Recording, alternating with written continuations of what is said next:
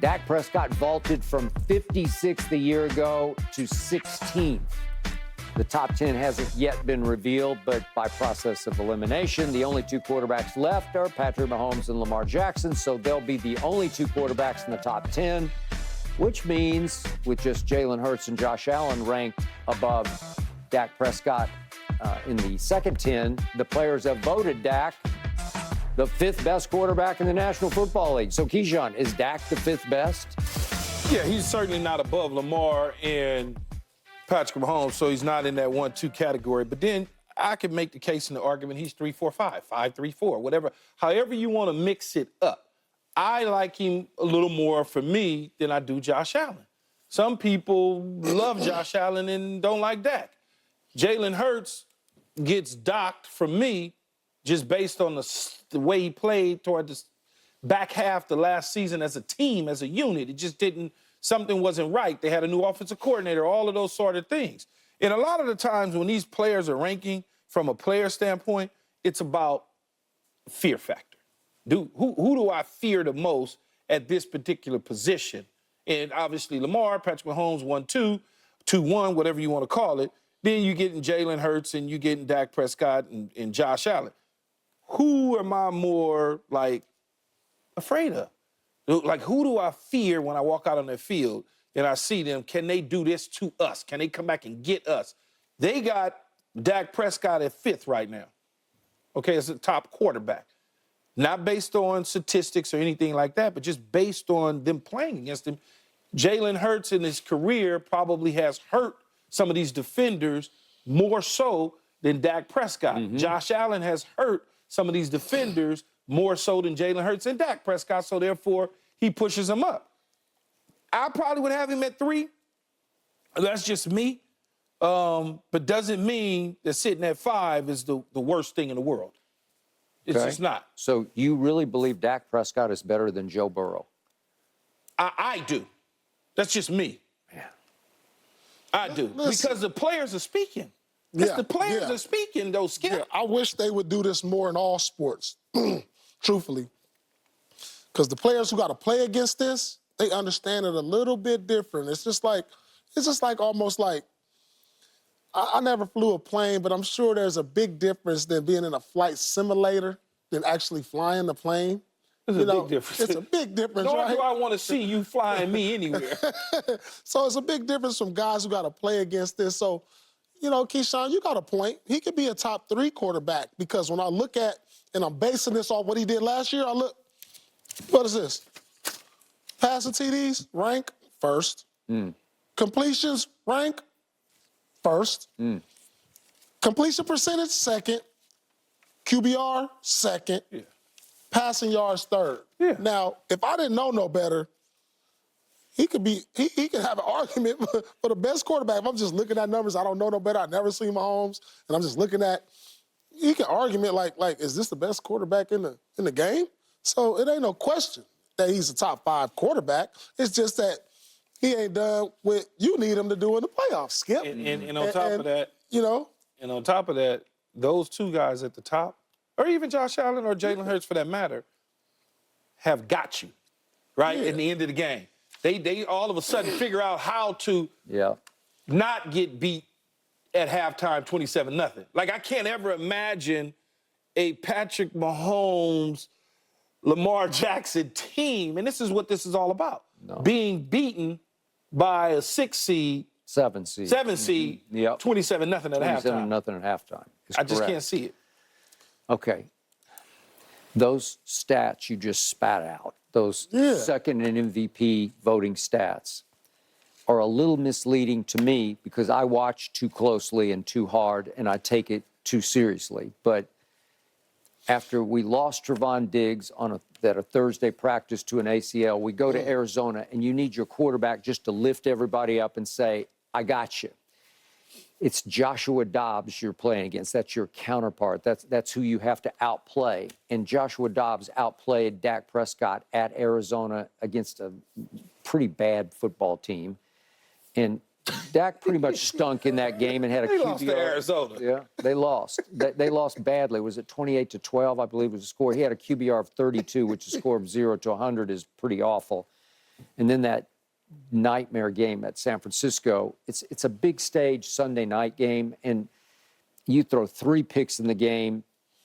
You go 14 to 24 for 153 yards. It's just, you weren't good enough to measure up to that stage and those expectations at that point. And then they go to Buffalo and play Josh Allen. And they did get run off the field. I will give you that. But Dak threw for 134 yards in that game, 0 touchdowns to 1 pick. So in those 3 games, if I combine the stats for those 3, by the way, he had a QBR of 34 at Buffalo. It's terrible.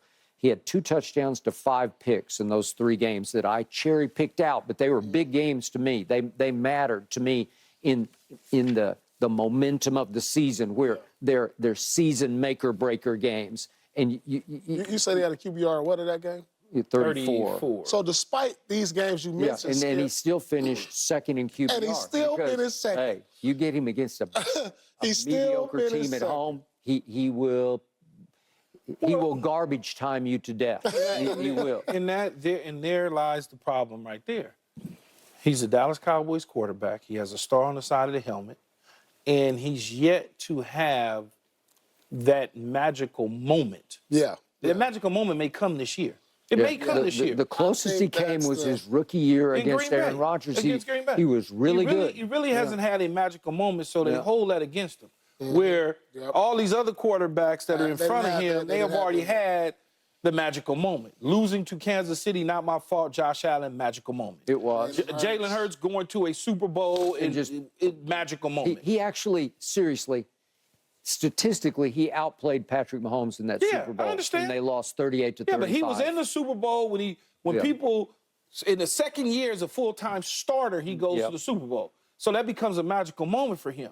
Where Lamar Jackson's been magical ever since he came into the league. He's snack, crackle, pop, must-see TV, 2 MVPs. Every year, his team advances further and further and further into the playoffs. AFC Championship game at home last year, they lose because he's trying to duplicate what Patrick Mahomes is doing instead of doing what Lamar has done to get his team there. So when you look at those teams and those players, they've done magical moments. Dak Prescott has yet to do one. And that's the problem. If he could go on the bye week, whether they 2-4, and he can beat the 49ers at home, then and in San Francisco, and he plays well, people's tune will change about who he is as a quarterback. You watch what I tell you. Okay, is that going to happen? Can you guarantee that? I can't guarantee you. I got them at 2-4 to start the season. How can I guarantee they're going to beat San Francisco? I'm just saying to you, if that were to happen, your tune will completely change on who Dak is. I still have him ranked 10th in the league. 10th? Still pretty good, but he's not better than Joe Burrow. He's just not. That's laughable. Joe Burrow is 9th quarterback, 39th player. The league is speaking. The league is the players. The defensive side of the ball says Joe Burrow's not better than Dak Prescott. How can you argue with guys that actually are on the field with him, Skip? I think they don't know what they're looking at then. I'm serious. Go look at the numbers that Joe Burrow put up against San Francisco's defense at San Francisco on a big stage. I think it was a Monday night game. And he just... No, he did them in. He did them in, man. Yeah, he did them in. But let me ask you this question, though. Has Dak Prescott ever played with 4 skill position players that Joe Burrow went into San Francisco with? You know, the Joe Mixons, the Chases, the Higginses, the Tyler Boyds. It's just you can't look at it that way. He had Zeke and a really good Zeke and a Des Bryant early on. And they lost to Green Bay. They did. Okay, so would I right now take Brock Purdy over Dak Prescott? I just would. I've seen enough. I think he's legit. Big game, big-time player, big-time playmaker. Would I take Jordan Love? I've seen enough. I would take Jordan Love. 7 games of Jordan Love. You've seen enough. What games they were. 7 games. He's measuring against the Cowboys. It was 27-10 at halftime. And would I take Matt Stafford right now over Dak Prescott? You better believe I would, because he can still really spin it. Well, that's not what the league says. You know, I don't get the It's not what the players say. That's not what the players say. The players of the league. Yeah. I don't get it, man. All right.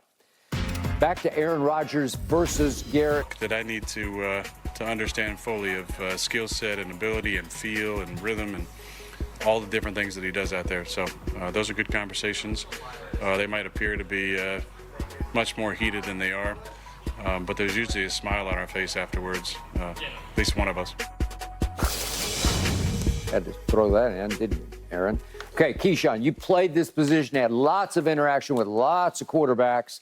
What do you think is going on between Aaron and Garrett Wilson? Conversation, trying to get it, like Aaron said, just trying to get on the same page. You know, you cameras are there. You know, people are watching. And when you use your hands and you walk away and you have a certain look on your face, the first thing that people think is that there's some bad blood between you and the other person. Yep. That's not necessarily the case.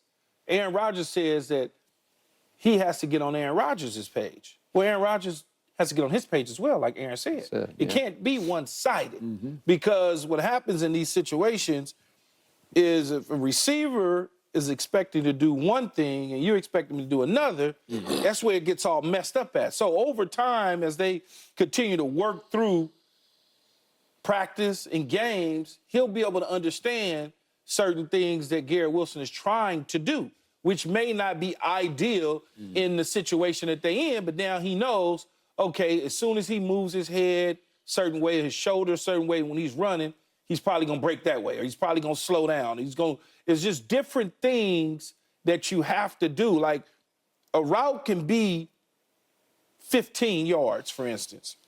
But if I know that you smart, Skip, that you might go 18 instead of 15 because you are not getting the defensive back to turn his hips to get out of there, but I know he gonna push him to 18, which is fine.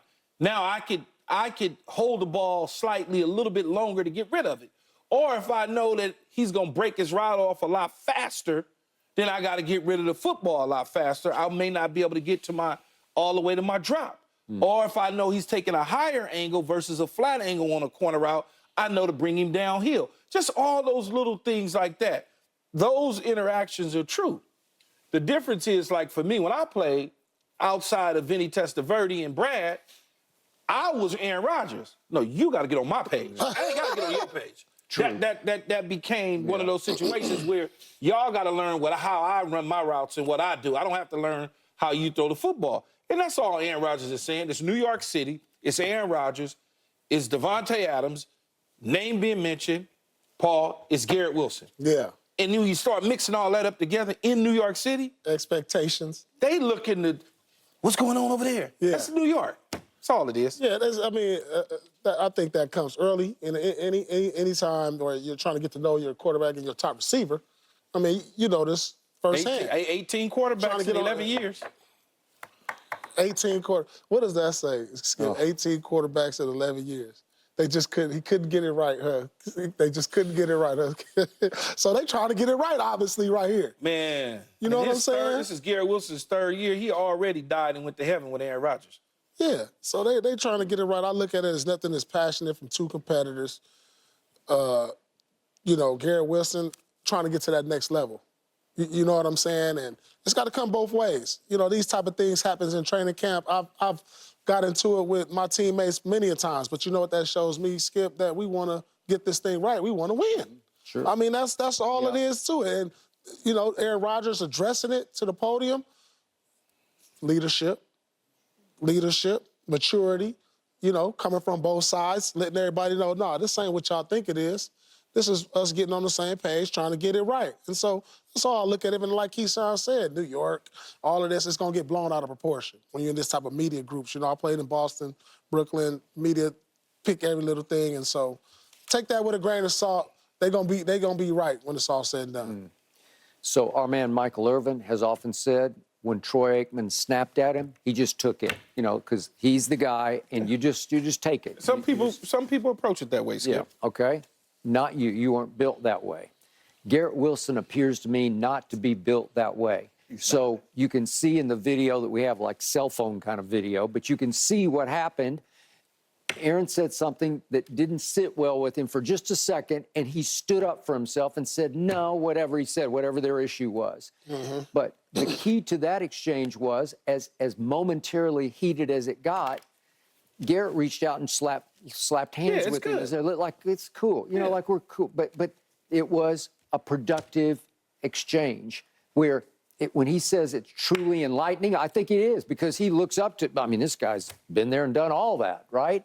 So he's learning on the fly from him, but he's not going to let Aaron run over him. He's not going to let him step on him. He's just not. He's going to fight back when he thinks he's in the right. And at that moment, he did a no, actually, I was doing this. Yeah. Right? Yeah. And Aaron kind of backed off a little bit, and then it was okay. And I think they are It's a respect. gaining respect for each other. respect. That's exactly what it is. You gain Yeah. respect, but at the same time, and I'm not even in the room. I'm not there. But I know Sean Jefferson, the receiver coach, very, do. very well. We all Yeah. played together and whatnot. So I know Sean is a no-nonsense Yep. receiver coach and does a tremendous job with all his receivers. Part of the problem at the quarterback position is the quarterback never gets the blame. The head coaches will blame the receiver for anything wrong before he will a quarterback. Absolutely. And I played for John Gruden. Quarterback never ever, he's a quarterback-friendly guy, but I also played with Bill Parcells that would tell the quarterback in a minute, no, that's your fault. And put him on blast in That front of is everybody. rare. And so now you're like, Yeah. okay, I get it. And that's what you're going through with Garrett Wilson and Aaron Rodgers. I got it. All right, up next. Now Team Gold.